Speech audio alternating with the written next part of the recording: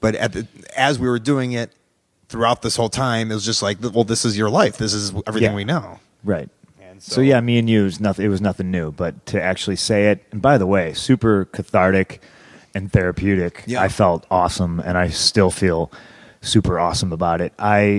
When I was walking home, I got a massage earlier, everybody. I was walking home.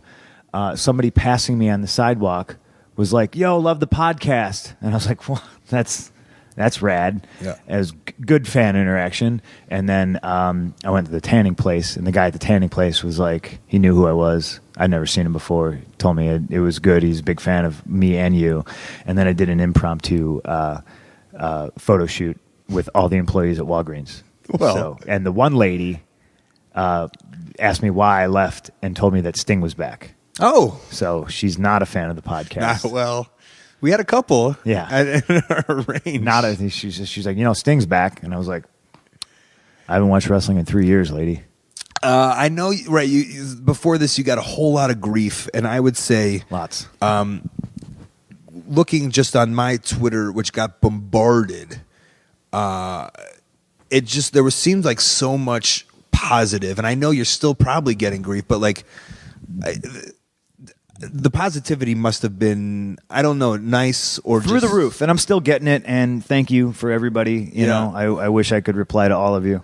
I've only had to block maybe half a dozen people, but those are going to come forever, right? Yeah, that's sure. And I think there's like a cool game on Twitter to see how many people you can get blocked by, because they'll just be like, block me, and I'll be like, all right, okay, there you go.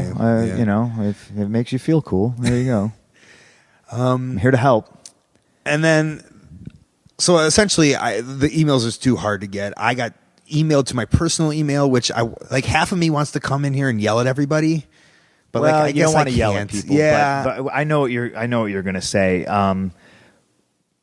But shame on us for assuming that things were going to go like a nice, orderly way. Yeah, we wanted, because I basically wanted to. I want to wipe the slate, right, and be like, that's the story. This is what happened.